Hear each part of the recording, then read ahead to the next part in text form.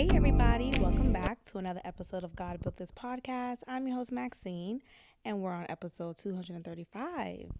Welcome. Hello, hello. Let's get into these topics. First and foremost, I want to talk about this image that I just saw of Sierra with her husband, Russell Wilson, who is also a football player, as we all know. And for many years, they've been revered as this couple's goals, right? Oh, they're my couple's goals. They're my goals of couples. And it's because, Sierra had a string of toxic relationships. She just survived her toxic relationship with Future, to whom she was engaged,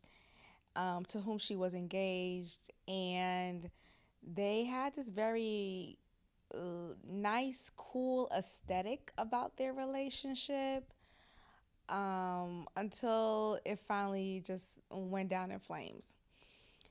And they produced a beautiful child together, but she was the sixth baby mama in the roster, and it just became too much.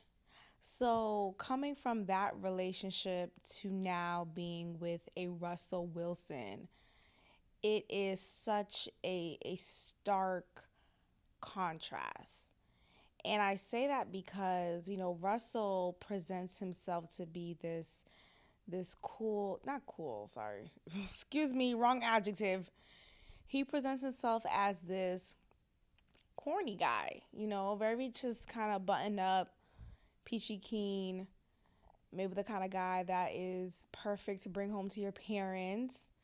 But ultimately, we don't really know these people, right? Obviously, we just go off of the image and what they present themselves as.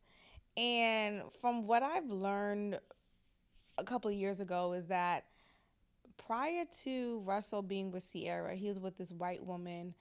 And apparently back then he was more of a freak.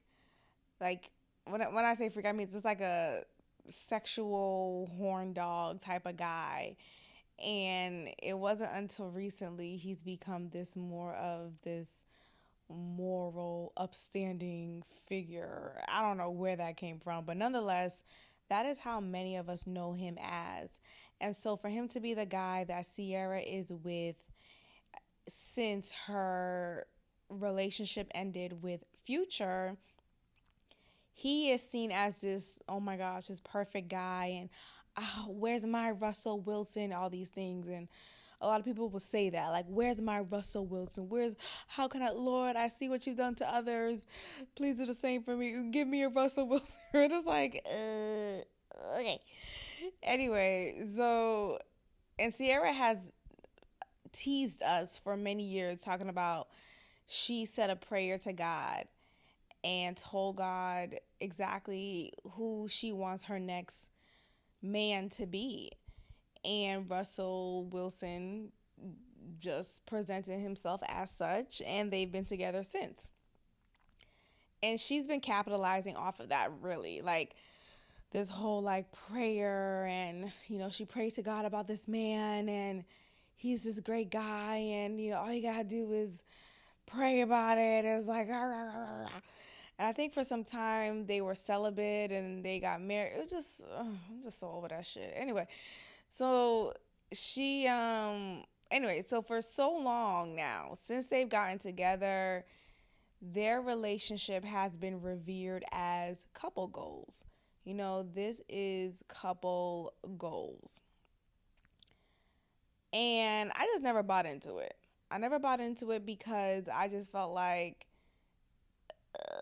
okay, like, well, what is it? You know what I mean? I think sometimes we fantasize so much about these celebrities' lives, and I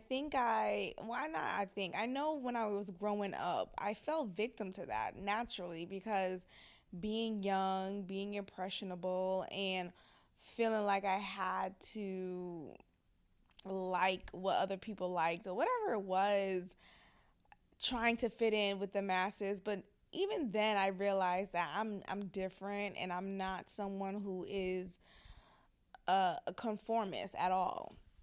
Anyway, so I just came across a picture of them at the Oscars after party, which is the Vanity Fair party.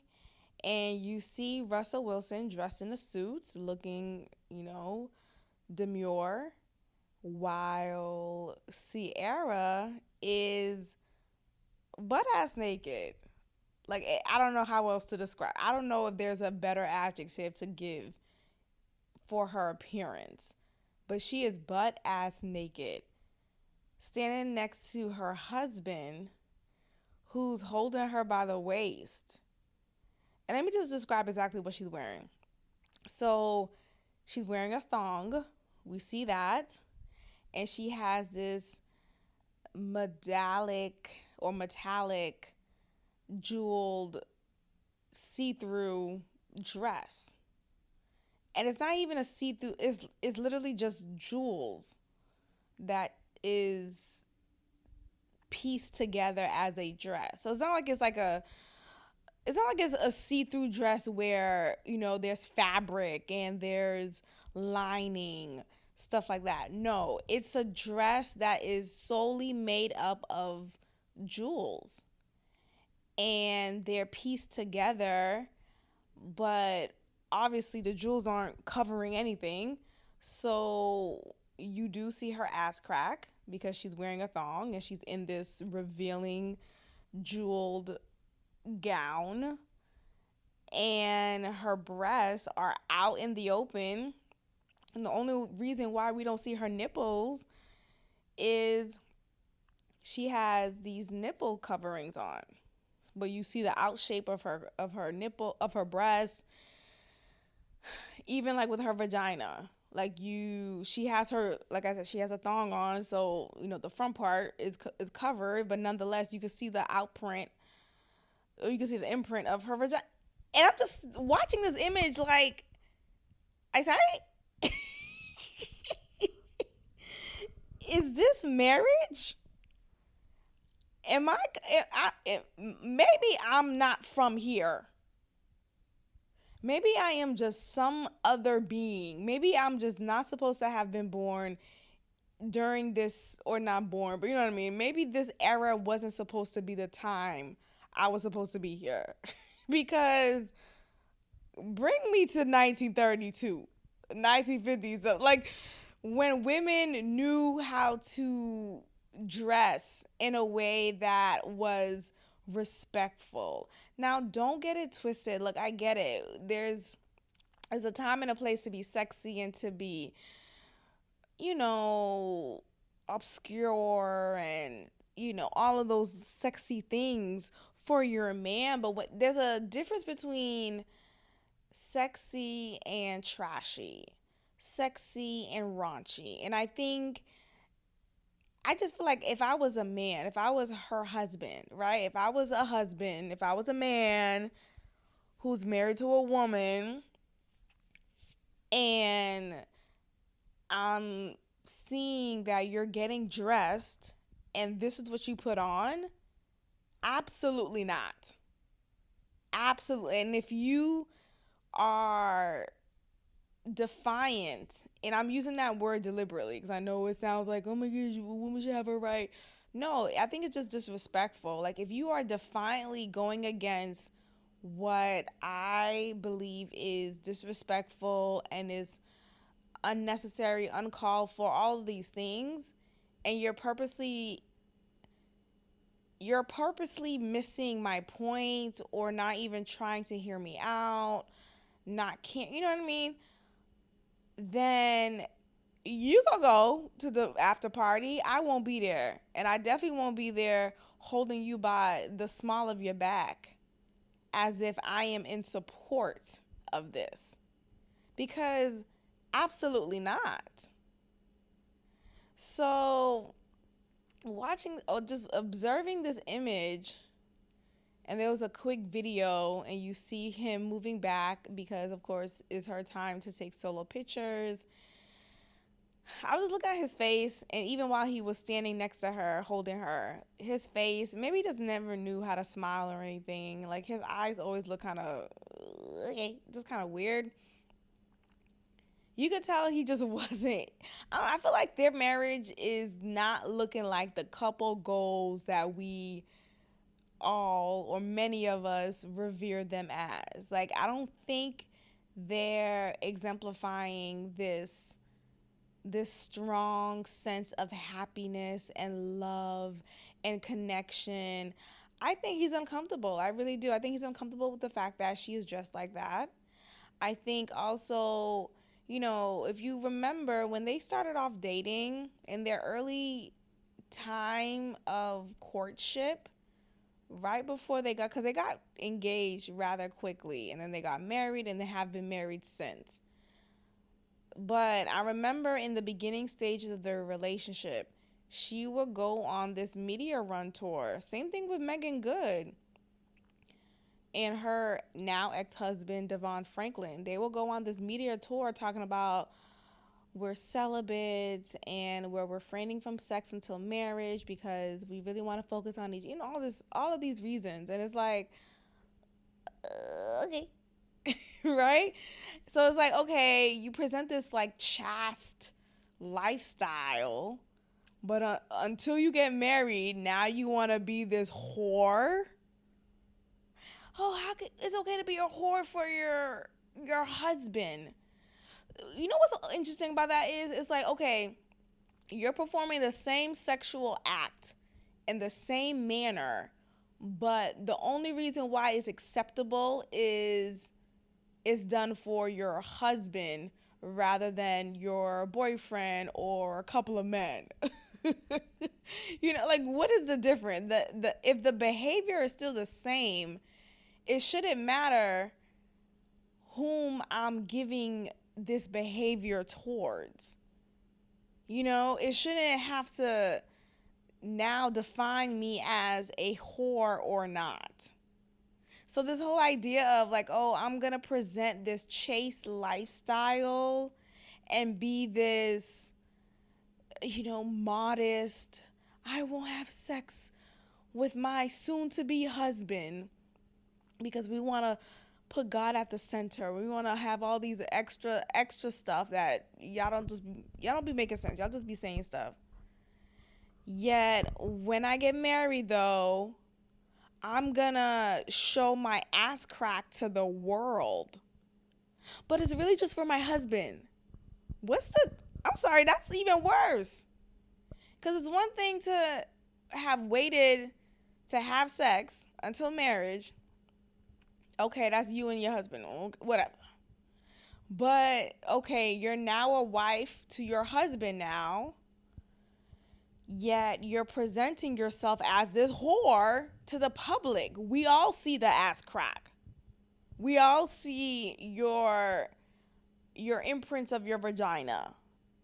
We all see your whole entire body. So please tell me the difference. There is none. Honestly, at this point, I'm telling you, give it a couple of months, y'all. We're going to hear some news about their marriage, and it won't be this couple goals that we once thought. It won't be. It won't be. So, God bless. Moving forward. So, Northwest thinks she is Ice Spice. These names are so like weird already. Northwest already. That name is just interesting still to this day. Even though she's like almost 10, she's had this name for years now. I'm used to this name, but it's just still fascinating to me that she's really named Northwest. Like, where are we going? North or west? Where are we going?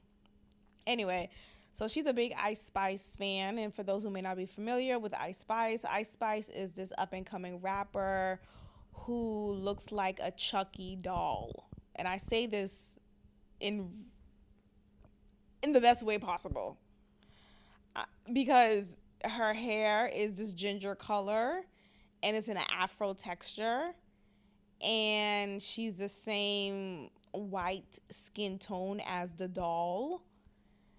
And yeah.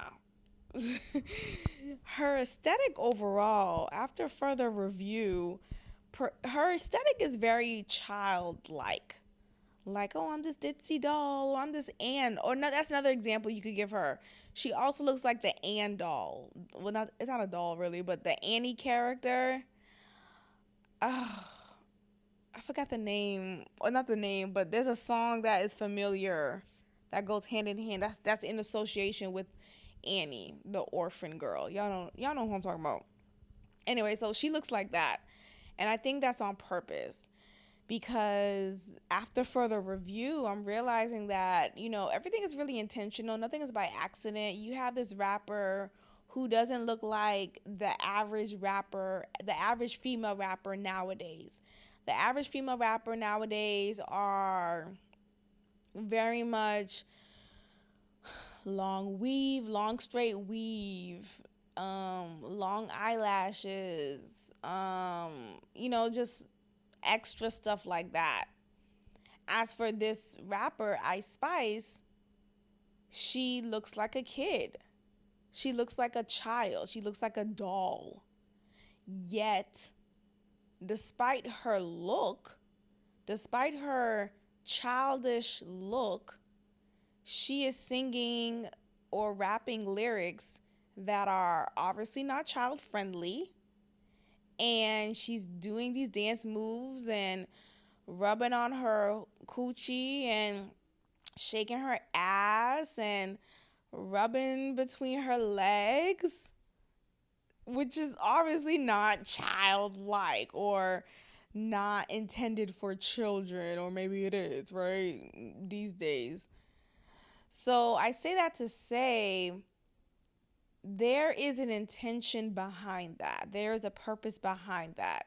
For her to present herself, or for her to be manufactured, to be presented as this kid like aesthetic while talking about her pussy and twerking her ass. So let's bring it back to Northwest.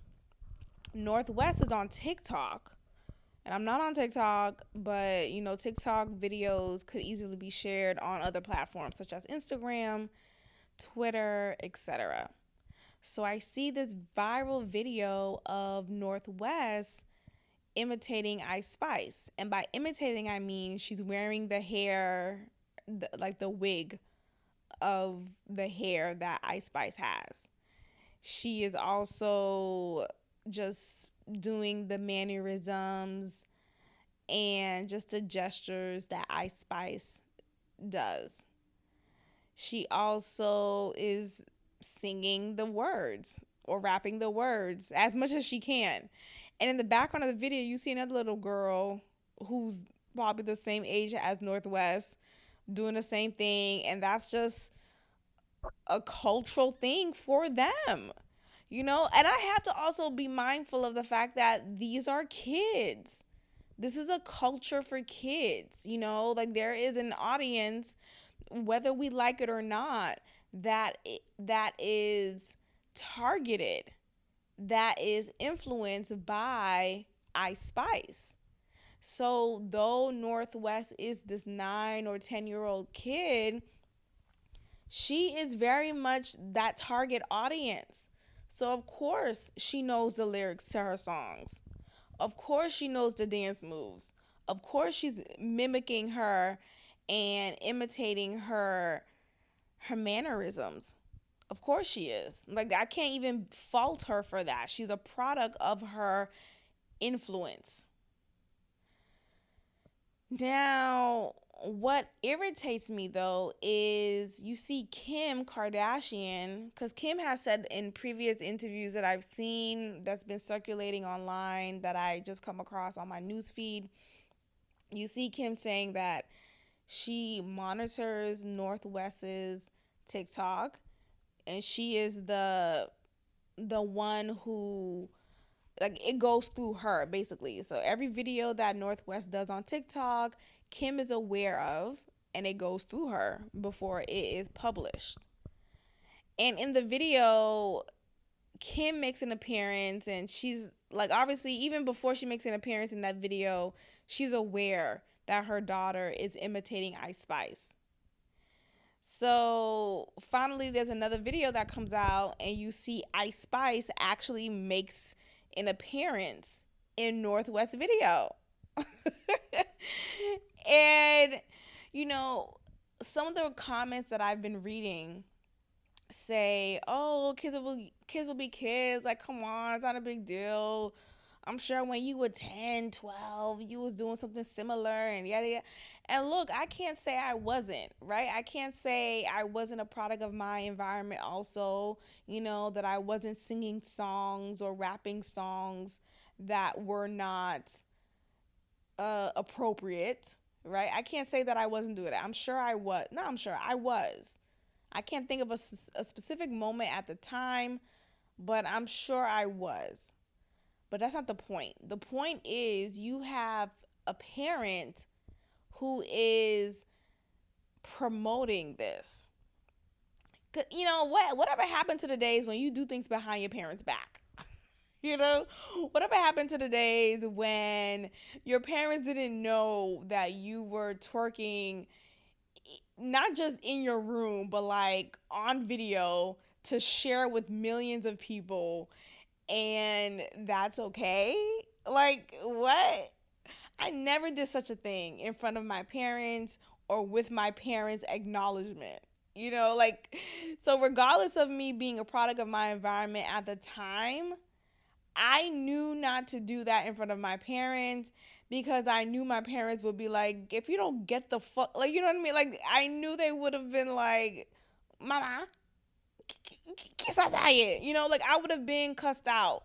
I would have been cussed out. You know what I mean? So for us to see a parent not just laughing and like, oh my gosh, look at my little girl, but like promoting and encouraging, and not just doing that, but arranging for Ice Spice to be in her video, in her daughter's video, is just beyond disturbing.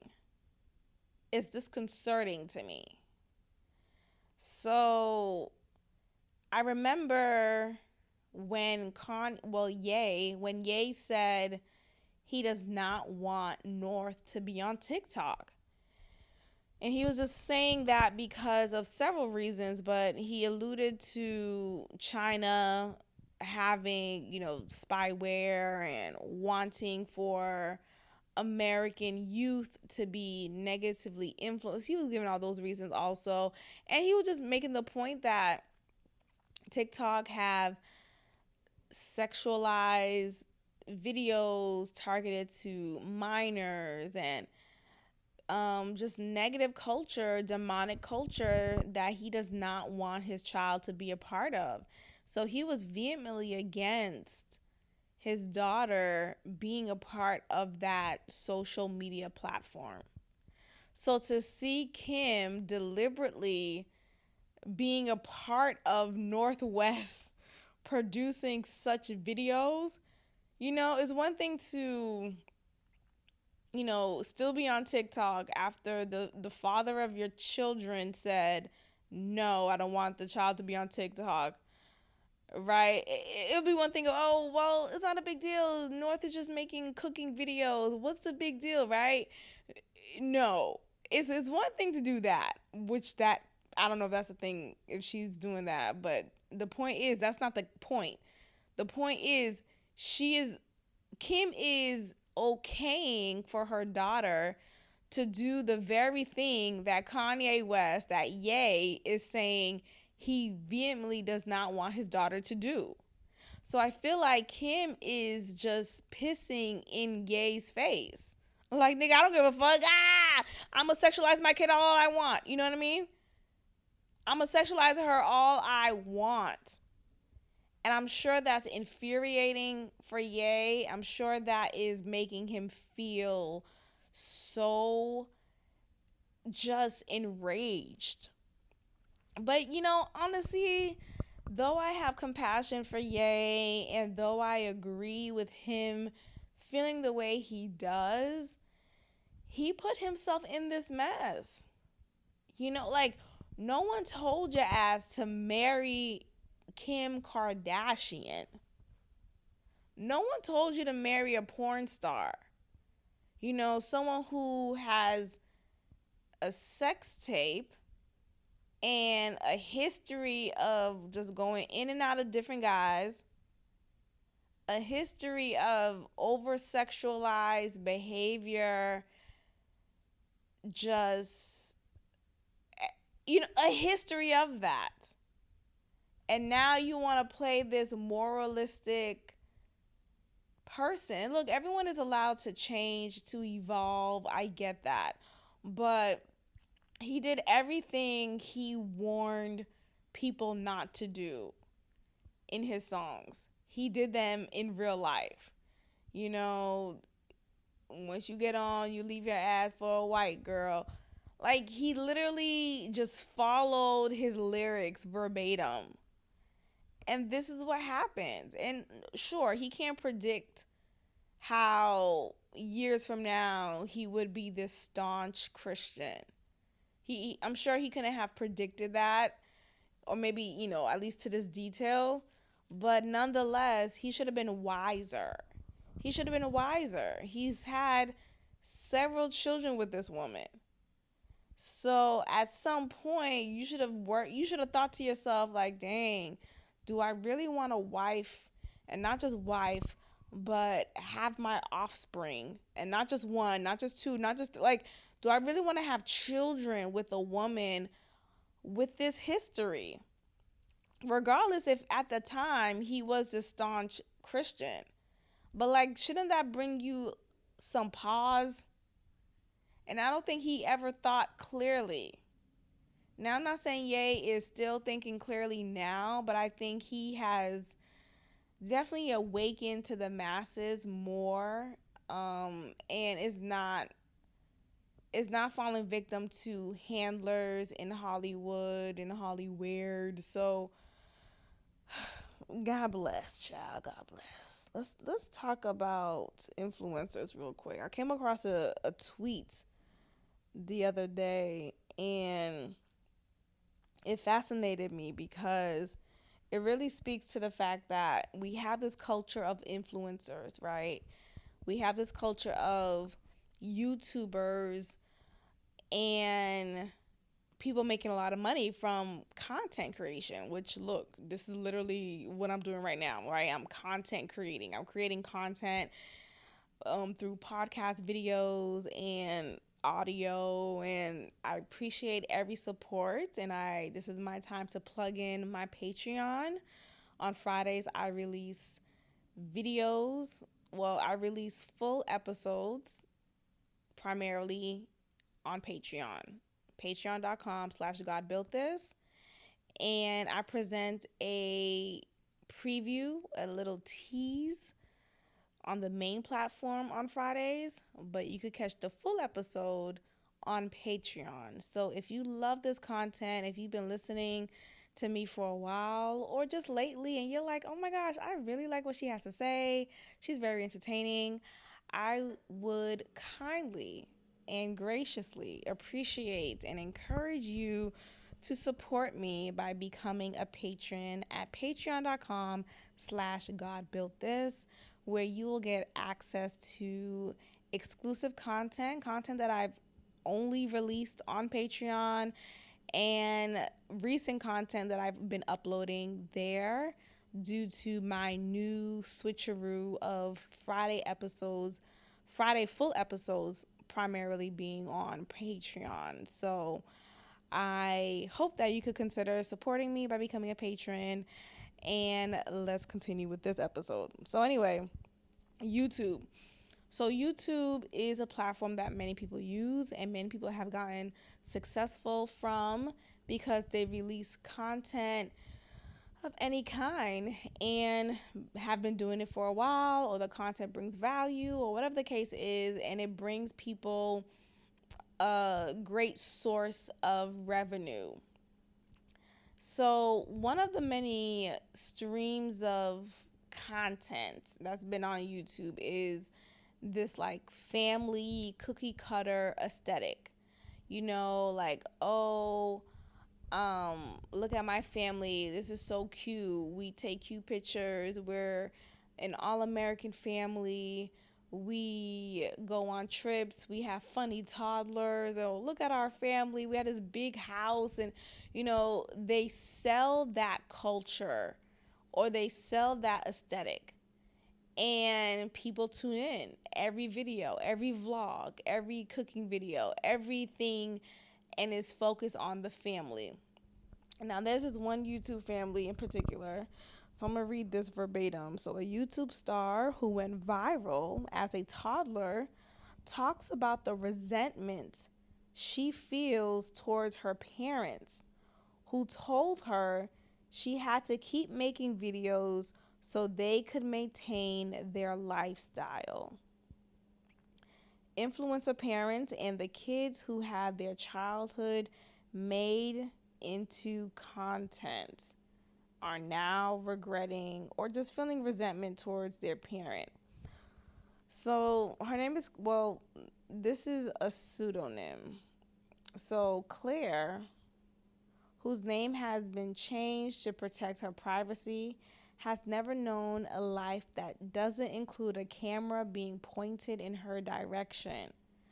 The first time she went viral, she was a toddler. When the family's channel started to take in started to rake in the views, Claire says both her parents left their jobs because the revenue from the YouTube channel was enough to support the family and to land them a nicer house and new car. Quote, "That's not fair that I have to support everyone," end quote. She said, quote, "I try not to be resentful, but I kind of am." Once she told her dad she didn't want to do YouTube videos anymore, and he told her they would have to move out of their house and her parents would have to go back to work, leaving no money for nice things. When the family is together, the YouTube channel is what they talk about. Claire says her father has told her he may be her father, but he's also her boss. Quote, "It's a lot of pressure," end quote, she said. When Claire turns 18 and can move out on her own, she's considering going no contact with her parents. Once she doesn't live with them anymore, she plans to speak out publicly about being the star of a YouTube channel. She'll even use her real name. Claire wants people to know how her childhood was overshadowed by social media stardom that she didn't choose. And she wants her parents to know, quote, "Nothing they do now is going to take back the years of work I had to put in," end quote. Now, I think one response that I may hear some people say is, what's the big deal? Just a camera in your face. Like, why are you making a big deal? How much work, quote unquote, can one put in for that, right? People like to minimize things that they assume is not an issue or assume to be just this lighthearted job or I could do this in my sleep type of thing. When in all actuality, it's not a light job. Just imagine in your lowest moments or even your happiest moments, you just want to just relax, right? You just want to just be by yourself or maybe just be with people who and you don't want to have to feel like you have to perform. But that is the thing when you're being filmed and you have commenters wanting for you to do that same funny thing you did from 5 videos ago. And it's like, I just want to chill. Like, I don't want to perform. I don't want to do all these things, right?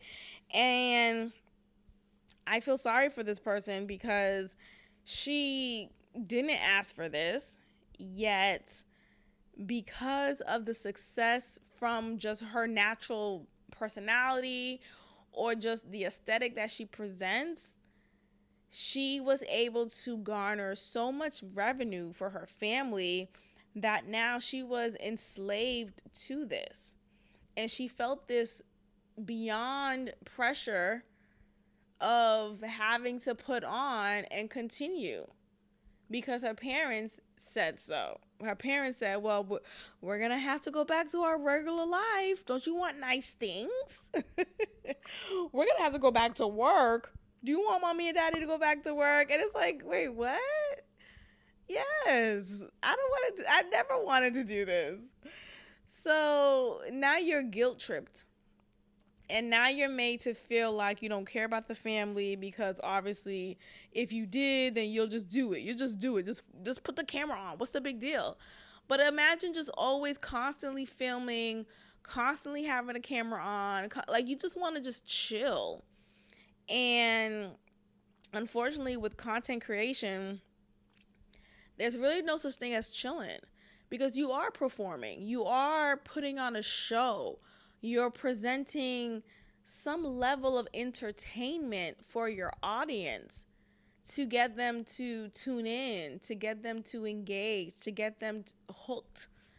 And at some point, it does become tiresome, especially if that is your sole job and you literally have to do it full time. Because if you're a vlogger, right, you are constantly vlogging. You're constantly video recording every second of your day, right? You may be video recording this segment right now to capture the B-roll, right? Oh, I'm going to video record me on an airplane. I'm going to video record the sun rising. I'm going to video record me getting into my car. And this all could attribute to this vlog that I'm going to put out. This is all in part of the vlog. But that's not all that's going to be in the vlog, right? So I'm also video recording me trying on different outfits, or me hanging out with my friends, or me going on a date. Like all of these things are examples of what you could put on video. And the purpose of putting it on video is to have more people see what you do on a day-to-day. Oh, you go into your car like that? I do too.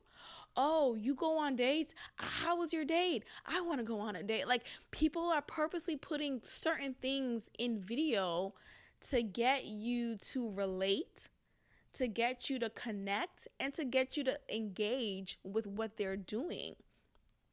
So ultimately, and then after you film it, right, you then, assuming that you don't have an editor, or maybe you don't have an editor for every video, right? Maybe you don't have your editor edit every video. Maybe you only have your editor do special edits.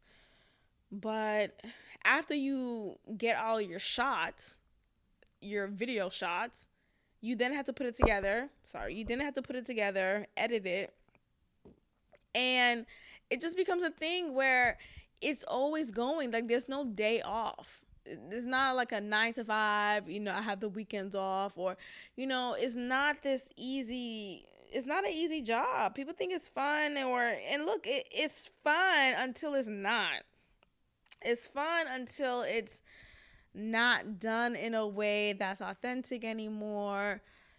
I don't know. People present it as it's such an easy thing to do, and it's really not all the time. So I can understand being a child and that was all you knew, because as soon as you were able to walk and talk, boom, there's a camera to your face and you have to perform and you have to get it right. Do that funny thing you did last night, Claire. Do that funny thing you did last night. And now you gotta do that funny thing you did last night. You gotta remember, you gotta do it the exact same way.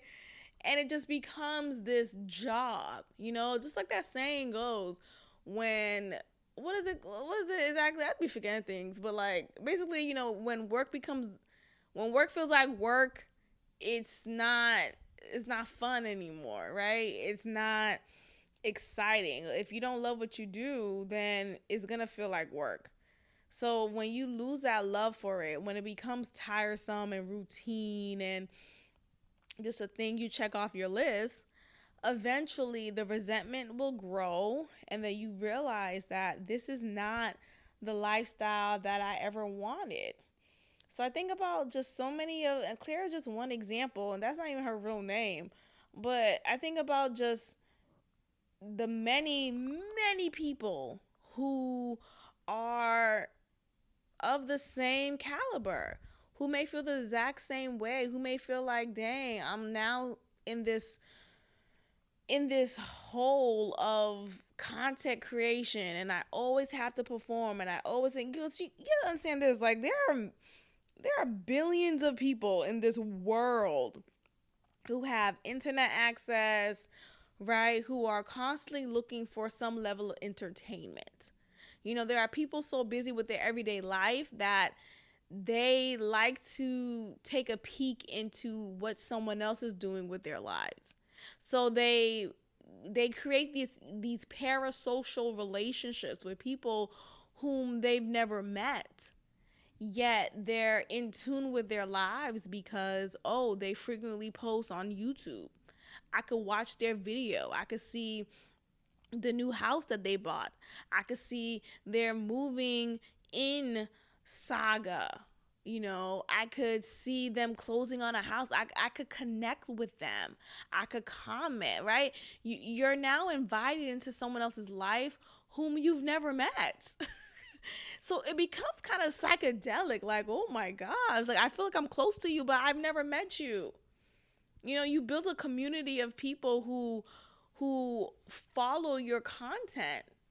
And though that's a blessing in some ways, it feels like a curse, right? In some ways, it feels like you've opened Pandora's box and now there's no coming back from it, you know? So now you always have to perform. You always have to put something out. You always have to do all these things until you finally, don't anymore, or you figure out a system that works best for you. But nonetheless, this is a thing that is rampant, and people are making money from content creation.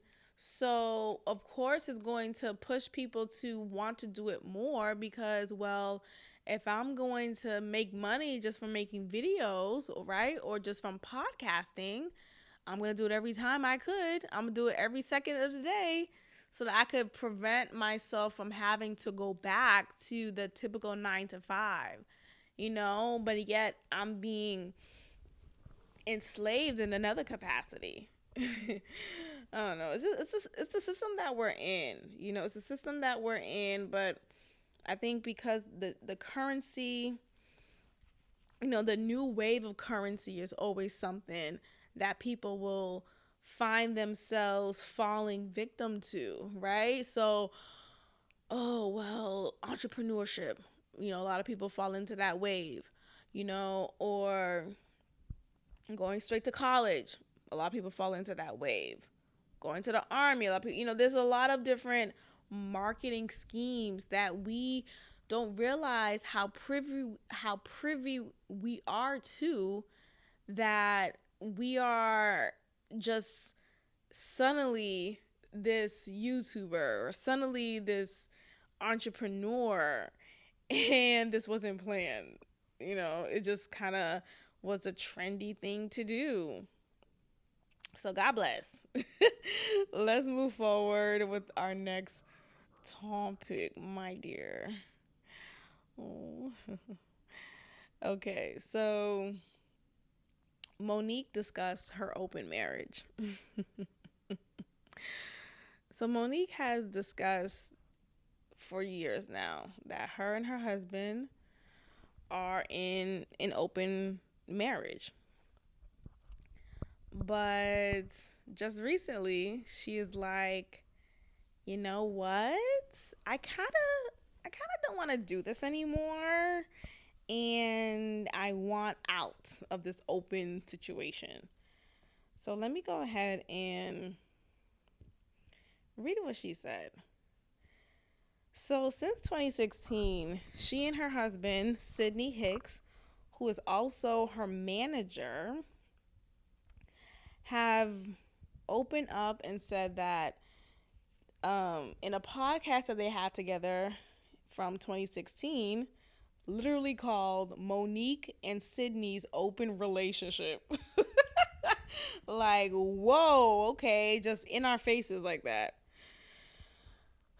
She said that, um, you know, they have an open relationship. But what's funny is that I think she wasn't being as, standing on her stuff as she should have been.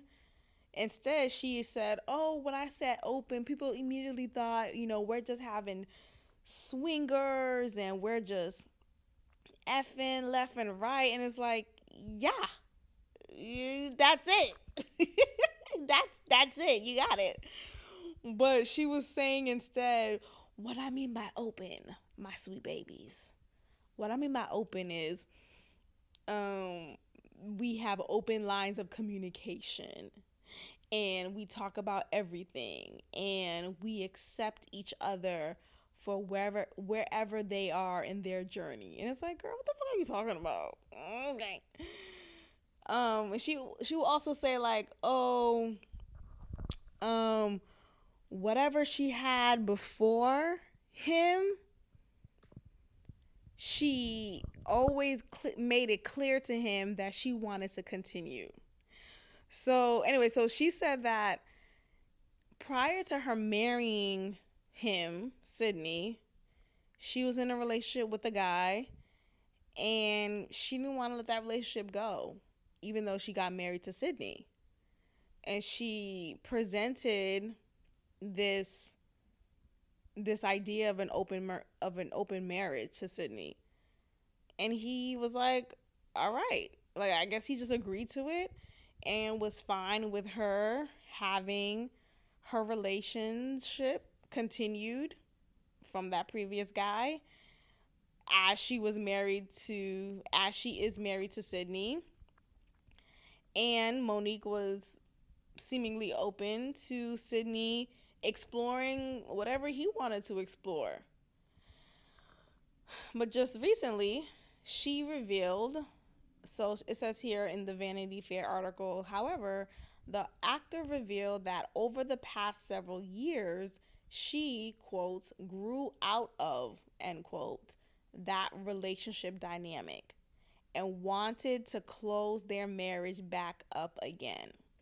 Quote, life began to happen. I began to see a strength I had never seen before. He loved me at my worst. I didn't want to sacrifice that just for a lay. She explained, so I grew out of that. The Precious Star first came forward about her open marriage in a 2006 interview with Essence, revealing that it was her idea to keep seeing other people. Reflecting on that experience in the first episode of her podcast a decade later, Monique said in 2006, I did an article in Essence magazine with Jill Scott saying that I was in an open relationship. And when I tell you back then, people lost their minds. Now, when I first told Sydney that I told Jill that in the interview, he said, Mama, that's going to backfire on you. She continued. They thought it was about swinging and orgies, and then there were individuals who are vehement about God, and they were bringing God into their opinions. People lost their minds, and the criticism has never let up. In that same conversation, Hicks explained that he was always confident that their arrangement is not going to change the dynamic of our relationship because I'm in love with this woman, he added. I've been involved with someone for 33 years of my life since we were kids. I've known her longer than I haven't known her. So when you start saying to yourself, the spirit that you came into this universe with is the spirit that you're going that you're going to exit this world with? Are you going to be yourself through having an open relationship, through having an open conversation and open dialogue and an open relationship? That's how it ends. That's the end of the article, y'all. Okay, let me just paraphrase, put shit in my own words. But people be talking, don't be making sense, okay? Basically, Monique brought into this marriage the idea of an open relationship, an open marriage, because she was still seeing this guy previous to marrying Sydney and wanted to continue seeing him. But she didn't want to lose Sydney at the same time. Sydney was understanding and was open to it and agreed to it. They knew each other since they were very young. And I guess they just had this strong friendship that was the foundation. Sometimes when you have strong foundations with people, or maybe just like a strong understanding with self, you know what I mean? And you're able to not allow their other relationships to determine the level of love that is had between you and that person. I think sometimes our egos, I'm learning about the ego in bits. I'm not necessarily like learning about the ego intentionally, like, I'm not reading a book about egos, but I've been reading some things, like, just sparingly about ego, and how, like, when we want to control people and when we want for someone to do something for us, or like because it makes us look good, or you're embarrassing me type of thing, it's not about, like, that's not love. I think sometimes we detach, or we think love is a specific thing, like, you don't love me, because you do this, because you do that. And it's not about love sometimes. I think sometimes it's about ego. Sometimes it's about ego and how you are making me look like in front of my peers, in front of my parents. It's an ego thing, right? It's an ego thing to want to control people and to not allow them to be whoever the fuck they are. I don't know. I'm still kind of like unpacking that in my head as I'm saying this, but something that I read a while ago, and I thought it was fascinating, because when we look at things aside from this idea of how we should be in our interpersonal relationships, we realize that a lot of things that we were told was okay is not. It's not okay to just let our feelings control us. It's not okay to just be like, oh, well, you cheated, let me just go ahead and key up your car and burn your house down, and I'm just being a woman who's scorned. Like, that's not okay.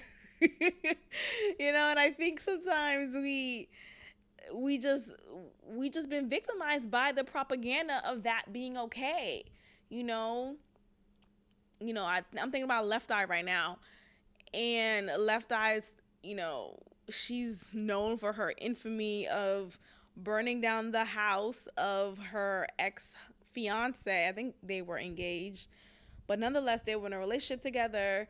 She found out he was cheating, and she put his clothes in the bathtub, put gas on him, burned it up, and the whole house burned down into flames. And she went to court, did community service. I think she spent some time in jail, probably. I don't know. But nonetheless, she spent some time, had a record for it. And may she rest in peace.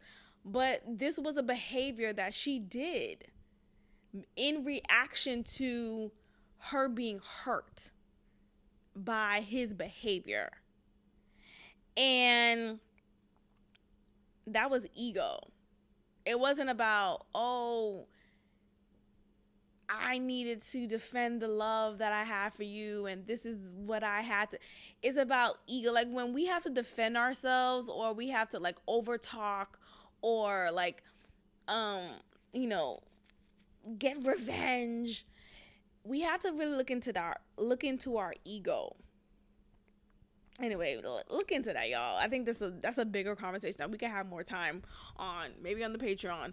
But something that I just like, it was like an aha moment. Like, oh wow, your ego really does the drive. When it comes to our behaviors, like it's not who we are, it's our ego. Yeah, it's our ego. So anyway, so she doesn't want to be, excuse me, she does not want to be in an open relationship anymore.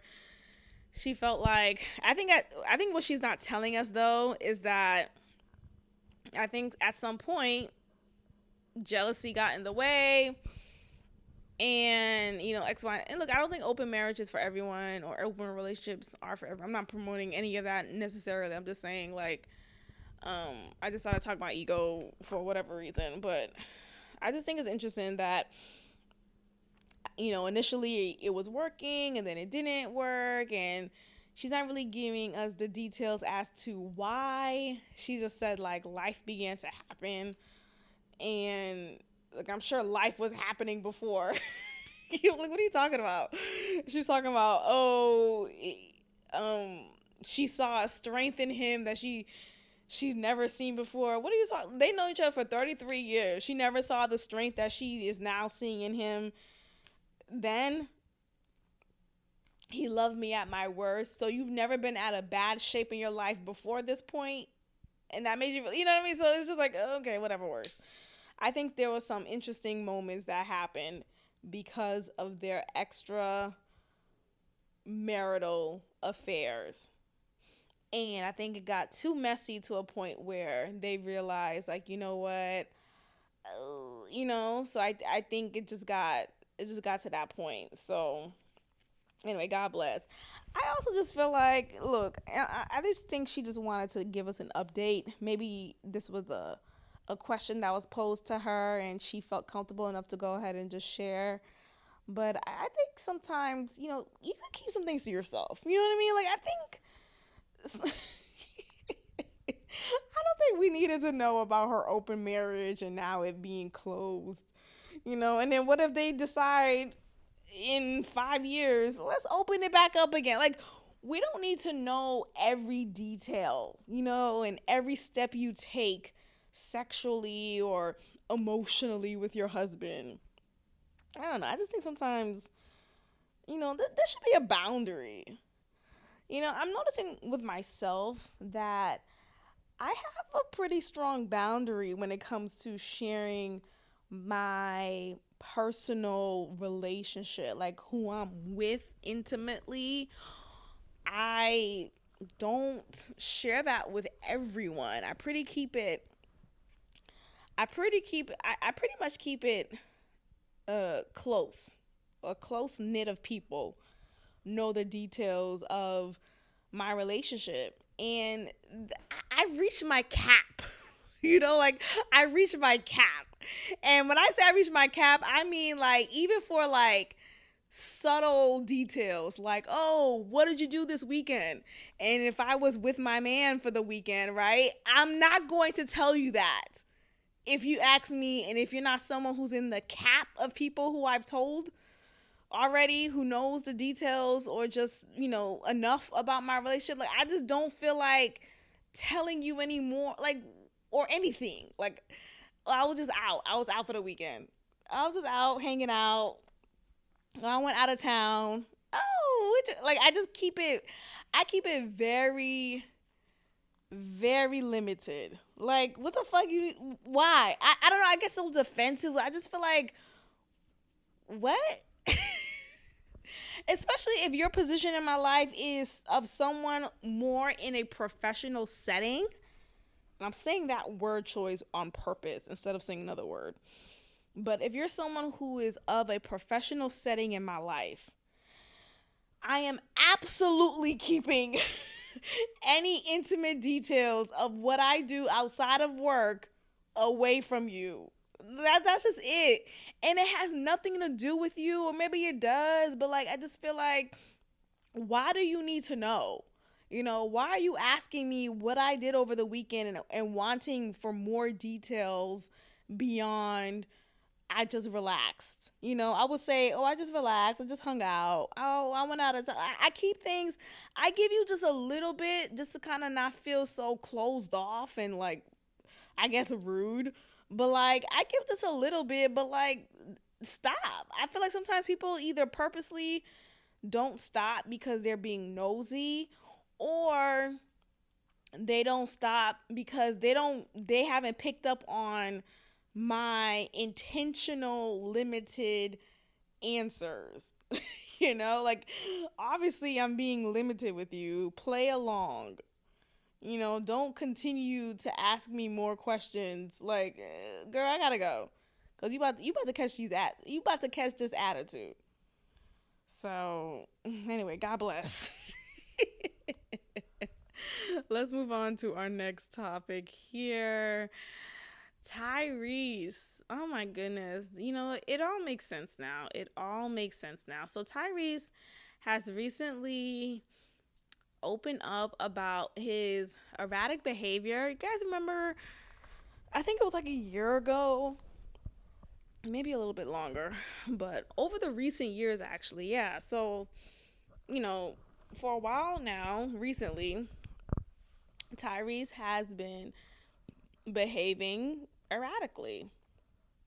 He's been making these emotionally charged videos of him crying, of him calling people out. His captions on his Instagram posts were alarming. And it was just very much like, dang, what happened to Tyrese, yo? Like, what's going on? So he is admittedly in a personal state of recovery, he said. During a recent candid appearance on Sway's Universe, the crooner, who's 44 years old, opened up about his mental health, psych medication, oof, and some of the questionable moments from the past few years where he feels he was out of his mind, end quote. In 2017, the Sweet Lady singer claimed Will Smith offered him $5 million to cover legal fees in the custody battle with his ex-wife Norma over his eldest daughter Shayla. My wife, so this quote, my wife kept the news away from me cuz I've been on with lawyers all day. But our family and our sister Jada Pinkett Smith and my brother Will Smith just sent us $5 million to help keep us afloat. The Smiths and their whole family has always shown up for the Gibsons, he wrote on Instagram at the time. So this was his his caption. Super, like, super random, right? Super strange. Like, okay, no one asked for this information. Why is he doing that? And okay, that's so generous of the Smith family. But sources close to the Smith family promptly denied the allegations and also stated they were concerned about his mental well-being. Tyrese has now explained, quote, Will Smith is gonna give me $5 million? I never even talked to Will Smith. I was out of my mind. He also blamed the outburst on medically prescribed Rexulti, which he used to treat his depression. The Fast actor, so, Fast and the Furious, he's a star in that movie franchise. He reportedly began taking the pill when he lost custody of Shayla. Quote, I travel and I move all the time. I'm used to being away from my baby, but to take my baby away for 100 days? Oh, I was fucking miserable. So then the psychiatrist says, here's some psych meds that'll help stabilize your mood because you barely sleep, you're stressed the fuck out, and your firstborn was taken away from you. They gave me these psych meds called Rexulti. Fucked me up, end quote. He continued, quote, You put some shit like Resulti in my system, is going to have the worst adverse effects ever. So I'm online talking about Will Smith giving me $5 million. I never talked to Will Smith, and I still haven't recovered from the damage that I did to him and his family. They didn't deserve them phone calls. During that period, he also falsely claimed his now estranged wife, Samantha Lee, was pregnant with their second child. The two announced their divorce in December 2020. He is set to address the split on his forthcoming double album, Beautiful Pain. So this was very, very disturbing to hear. I mean, it provided me with context. It provided us with context. So it does all make sense now, honestly, because I remember his behavior over the years, and it was just like, why is he acting like this? Like, he was crying on camera. Remember, he did the whole, what more do you want from me? What more do you want from me? And it was like, what? And then he was getting mad at The Rock for wanting to pursue a like a spin-off movie from the Fast and the Furious. And he was upset at The Rock for doing that because he's like, you're taking food away from my daughter. And it was just all these things like, yo, what's going on with Tyrese? He was not in his right mind.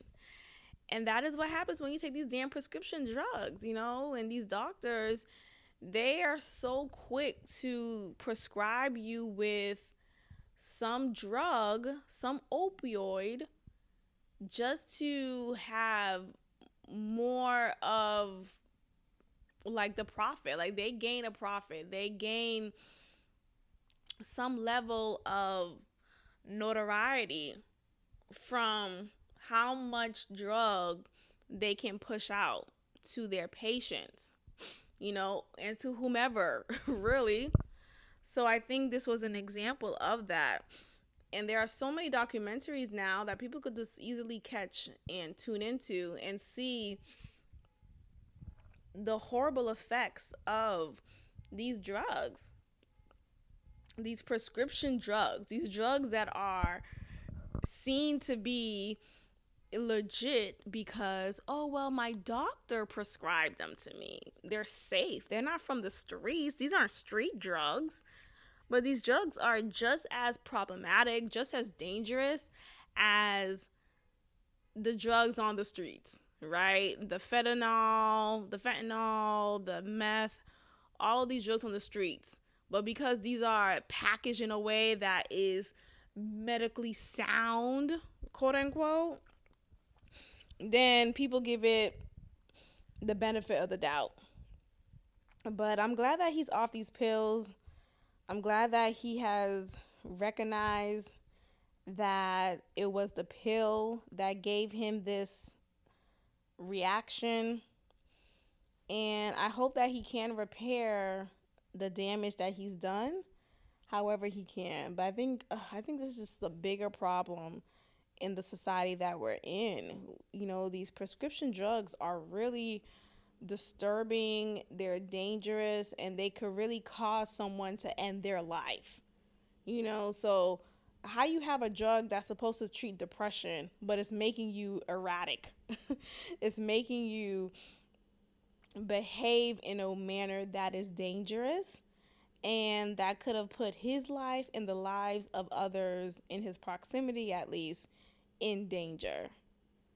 So I'm glad that he's off of it. You know, Tyrese is a walking legend. He's a really a strong fixture in the R&B community, you know, in music overall.